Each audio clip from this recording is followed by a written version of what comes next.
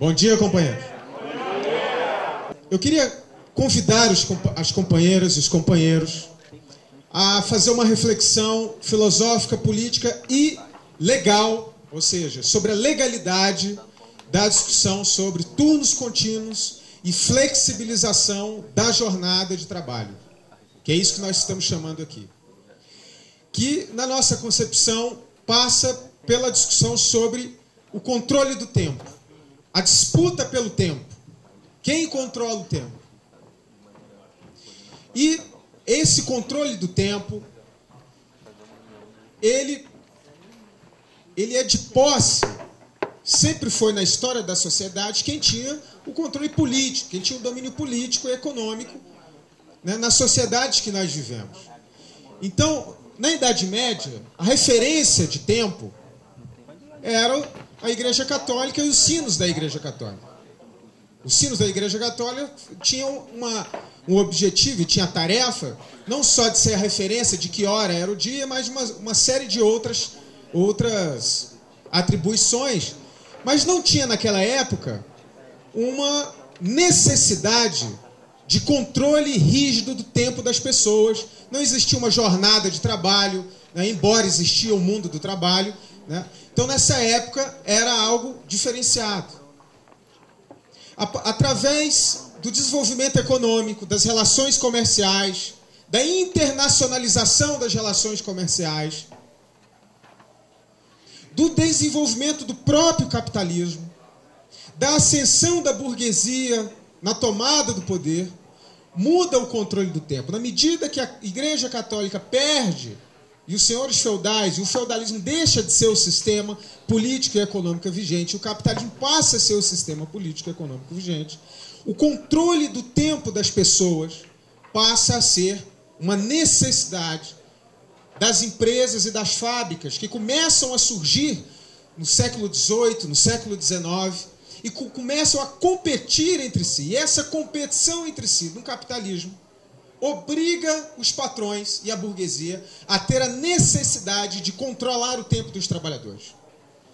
Ao controlar o tempo da produção e do processo produtivo, existe e passa a ter a necessidade de controlar o tempo, o movimento e a vida dos trabalhadores, para que aquela empresa, aquela fábrica, aquele processo produtivo possa ter sucesso econômico dentro da competição entre os capitalistas, entre a burguesia, entre os patrões. Por isso a necessidade suprema de controlar o tempo. E é isso que nós estamos discutindo aqui. A disputa de quem controla o tempo dentro da sociedade, que tem a ver com a própria luta de classes. Né? Uma foto da Revolução Francesa e as primeiras fábricas que surgiam depois do processo de Revolução Industrial. Isso é uma fábrica de tecelagem, vocês veem que é uma foto de uma operária, que nessa época a jornada de trabalho era de 14, 16 horas diárias. Uma operária dentro de uma fábrica, em condições insalubres, que tinha naquela época, principalmente onde não tinha métodos contraceptivos, que tinham 7, 8, 9, 10, 12 filhos, tinha uma jornada de trabalho de 14, 16 horas. Essa era a condição dos trabalhadores nessa época. Vejam que o grau de exploração, de controle do tempo, do movimento, da vida das pessoas era brutal. E surgiu a necessidade de estudar, né, principalmente por parte das organizações de esquerda, das primeiras elaborações sobre esse novo momento do capitalismo, e Marx explica que a jornada de trabalho que passa a existir de forma categórica, né, no desenvolvimento do capitalismo, ela é formada pelo tempo de trabalho necessário e o tempo de trabalho excedente. O tempo de trabalho necessário é aquele tempo que o trabalhador fica dentro da fábrica para pagar os seus salários. É o tempo que ele trabalha no processo produtivo para que ele pague os seus salários. Ou seja, um trabalhador de uma fábrica de sapatos que produz 100 sapatos por dia, quando ele produz 10 pares ou 5 pares de sapatos que paguem o seu salário, esse é o tempo de trabalho necessário, que é o tempo de trabalho que pague o salário do trabalhador. Somado com o tempo de trabalho excedente, esse tempo de trabalho excedente é o tempo que o trabalhador está dentro da fábrica para gerar o lucro do patrão, a mais-valia.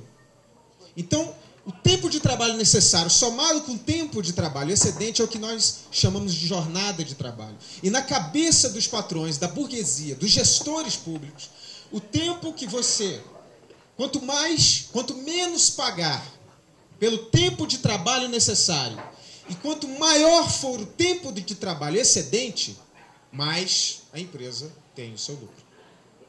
Então, a cobiça dos patrões é pagar menos os salários e aumentar a jornada de trabalho. Por isso, século XVIII, século XIX, nas empresas os salários eram pequenininhos, não existia legislação trabalhista na maioria dos países, os trabalhadores eram desprotegidos pela lei, recebiam salários ínfimos e tinham jornadas de trabalho de 14, 16 horas diárias.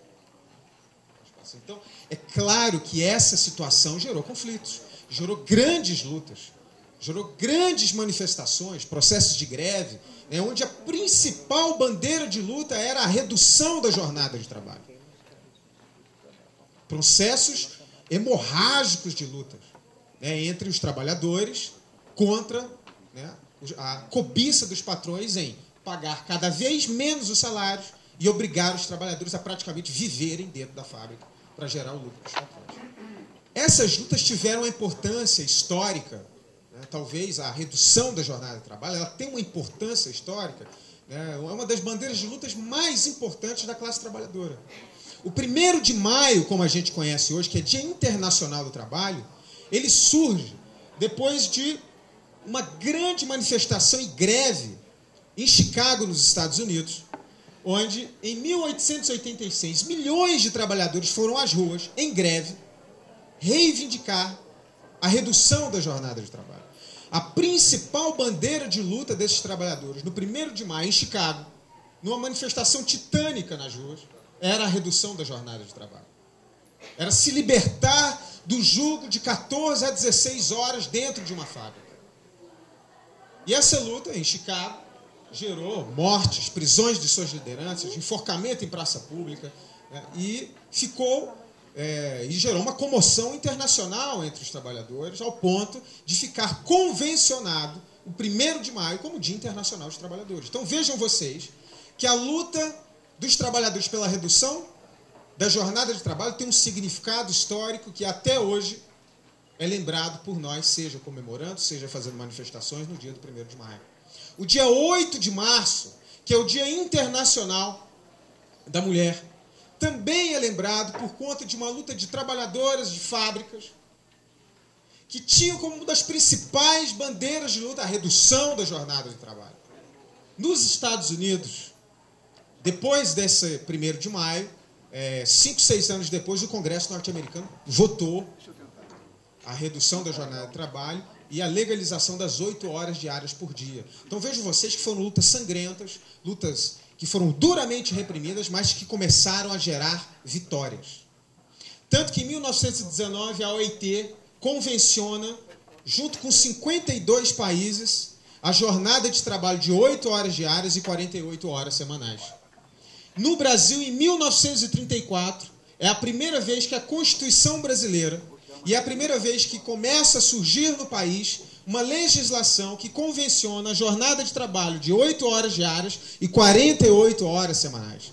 De 1934 a 1988, mesmo tendo uma legalização da jornada de trabalho, uma regulamentação onde diz que 8 horas diárias e 48 horas semanais, a luta pela redução da jornada de trabalho ela continuou esse tempo todo, até porque na história da Constituição brasileira, no século XX, nós tivemos golpes e contragolpes, e cada vez que isso acontecia, essa legislação da jornada de trabalho ela era desconhecida, ela era ignorada pelo Estado brasileiro, como, por exemplo, no golpe de 64, ou no próprio golpe getulista, né, que foi feito várias vezes durante a década de... os golpes e contragolpes das constituições no século XX no Brasil nem sempre garantiram essa jornada de trabalho de 1934, da Constituição de 34. Embora nós tenhamos estabelecido isso em 34, de 34 a 1988, na Constituição de 88, a jornada de trabalho sofreu uma redução de 48 horas semanais para 44 horas semanais. Hoje, a Constituição estabelece a jornada de 44 horas semanais. E vejam vocês que de 34 a 88 são mais de meio século de lutas para nós conseguirmos reduzir em 4 horas a jornada semanal de trabalho. Então, para a burguesia, é um princípio não conceder a redução da jornada de trabalho, e essa luta é uma luta muito dura para os trabalhadores. Quando os trabalhadores começam a ter vitórias no início do século XX, estabelecer em vários países uma legislação que regulamenta a jornada de trabalho de 8 horas diárias, 40, 44 ou 48 horas semanais, varia de país para país, a burguesia começa a se organizar e começa a estabelecer uma contraofensiva em relação à jornada de trabalho e estabelece aquilo que nós chamamos de jornada intensiva de trabalho, que era o quê? Transformar um dia de trabalho em 2 ou 3 dias de trabalho. Com um processo de avanço tecnológico, ao invés do avanço da tecnologia, do desenvolvimento tecnológico, da tecnologia sofisticada, diminuir o peso da existência que eram os trabalhadores dentro da fábrica, ela aumentou o ritmo de trabalho para compensar a vitória que os trabalhadores tiveram no século XX pela redução da jornada de trabalho.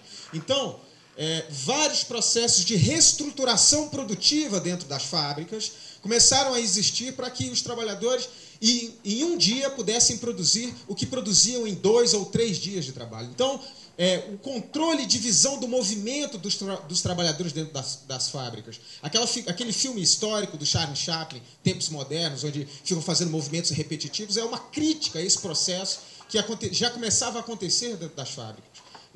A substituição do que nós chamamos de trabalho vivo por trabalho morto, ou seja, homens por máquinas.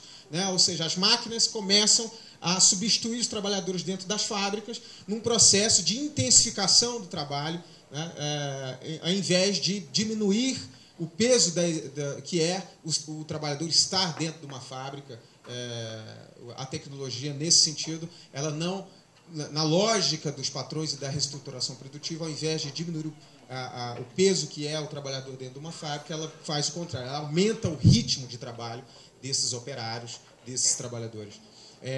Modelos de gestão administrativa começam a surgir de forma que construam um ambiente organizacional dentro das empresas que o ritmo de trabalho possa fazer a intensificação do processo produtivo para que um dia de trabalho se torne 2 ou 3 dias de trabalho dentro da produção. E embaixo ali, no finalzinho, a flexibilização dos contratos de trabalho, onde surge, durante todo o século XX, todo esse processo foi sendo estabelecido, e da metade do século XX para cá começa a surgir os processos de terceirização, de trabalhadores temporários, ou seja, uma flexibilização dos contratos de trabalho para que as empresas possam ter trabalhadores que contratados só em épocas sazonais, onde a empresa tem uma produção um pouco mais intensificada, no caso, por exemplo, de empresas frigoríficos no final de ano, que tem que produzir os perus de Natal, por exemplo, um exemplo categórico.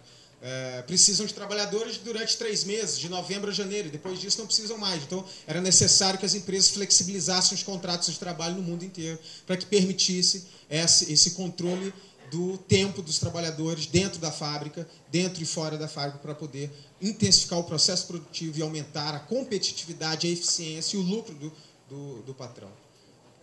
Um dado curioso do Conselho Federal de Administração. Nesse processo do início do século XX, onde começa as empresas quererem pensar, elaborar academicamente, cientificamente, modelos de gestão que intensificam o trabalho dentro das empresas, das fábricas, nos Estados Unidos, que são pioneiros nisso, que são mestres em construir modelos de gestão que aumente o ritmo de trabalho, que controle o tempo rígido e científico dos trabalhadores. Até 1950, os Estados Unidos já tinham mais de 1.500 escolas de administração, já formava milhares de mestres, centenas de doutores, pensando como controlar o tempo dos trabalhadores dentro das empresas e das fábricas.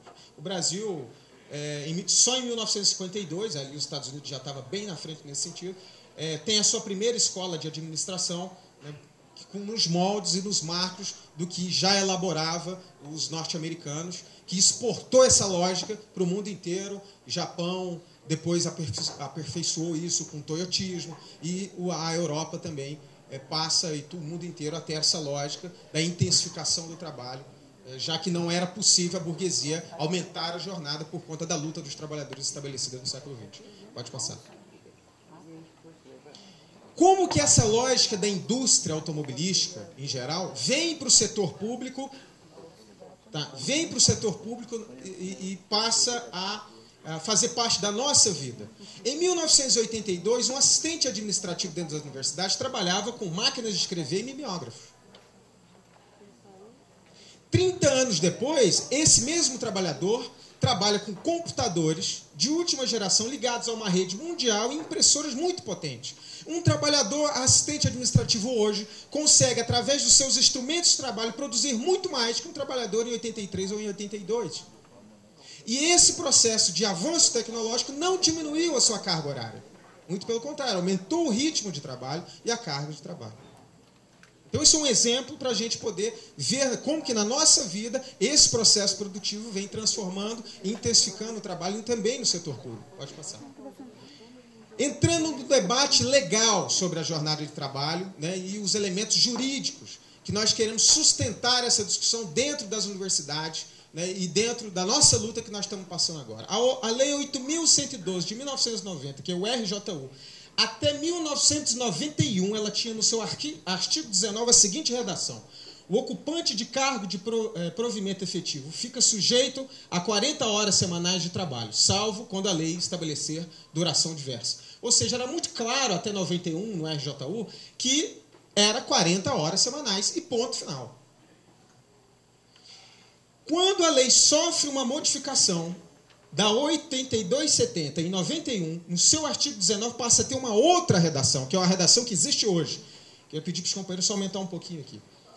O artigo 19 hoje diz o seguinte: os servidores cumprirão jornada de trabalho fixada em razão das atribuições pertinentes aos respectivos cargos, respeitada a duração máxima do trabalho semanal de 40 horas e observadas os limites mínimos e máximos de 6 horas diárias e 8 horas diárias, respectivamente. O que significa isso? Significa que a nova redação do RJU, ela diz que a carga horária máxima é de 40 horas, mas não a única. E que existe uma carga horária mínima diária de 8 horas, de 6 horas diárias e 8 horas diárias como carga horária máxima diária. Então vejam que há uma modificação no próprio RJU que permite você imaginar que as 40 horas não é a única jornada que nós podemos ter dentro do serviço público. Por favor, próximo.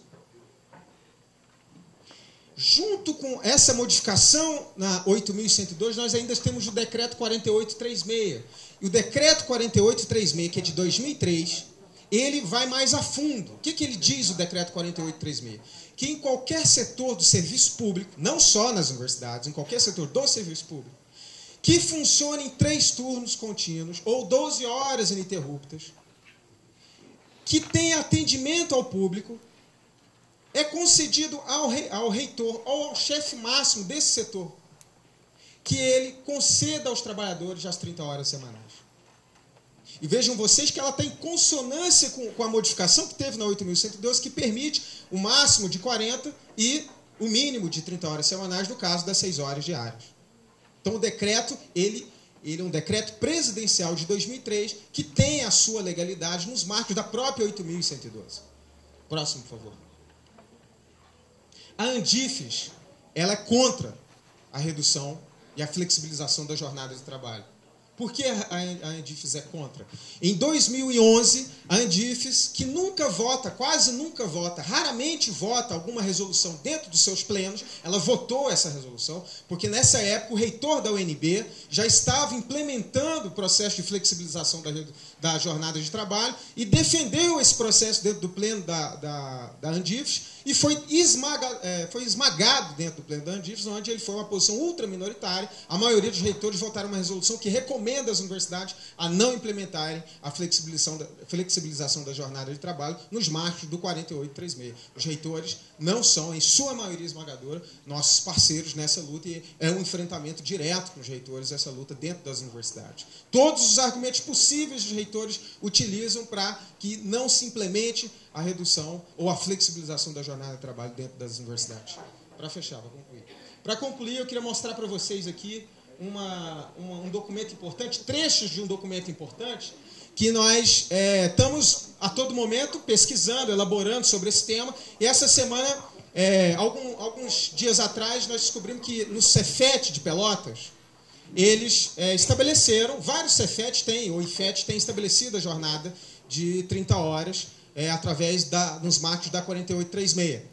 E o Cefet de Pelotas, ele já tinha estabelecido essa flexibilização da jornada desde 2003, mas em 2007 o Ministério Público entrou com uma ação contra o Cefet de Pelotas, e essa ação, como muitos aqui estão sofrendo, essa ação, no caso do Cefet de Pelotas, ela foi parar na Justiça. E eles brigaram na Justiça. E olha o que aconteceu na primeira instância nesse caso. Um primeiro trecho da sentença do juiz Cláudio Gonzalez Valério. O Ministério Público Federal ajuizou a presente ação civil pública em face do Centro Federal de Educação Tecnológica de Pelotas, pretendendo ver reconhecida a ilegalidade da portaria 536. A portaria 536 era a portaria interna do Cefet que dava a concessão da flexibilização da jornada.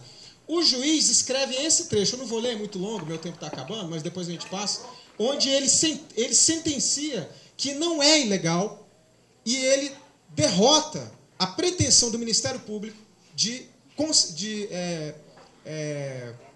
dizer que era ilegal a flexibilização da jornada de trabalho naquele Cefet. Essa sentença e essa iniciativa do Ministério Público, ela foi derrotada em todas as instâncias e hoje está no STF, essa questão, que é o que nós descobrimos agora. Eu e o companheiro Charles estávamos na Casa da Fazenda pesquisando sobre isso, ele acabou achando que essa sentença foi parar no STF e hoje é essa situação. Ou seja, mesmo na Justiça, nesse caso aqui, nós tivemos vitórias importantes e se o STF votar a favor dos trabalhadores agora, nós estamos diante de uma vitória importantíssima na luta pela flexibilização da jornada e, em última instância, pela redução da jornada de trabalho, libertando milhares de trabalhadores do jugo, né, dos patrões e dos gestores públicos que querem controlar o nosso tempo, e é um avanço na disputa pelo tempo para os trabalhadores. Então é isso que a gente queria dizer.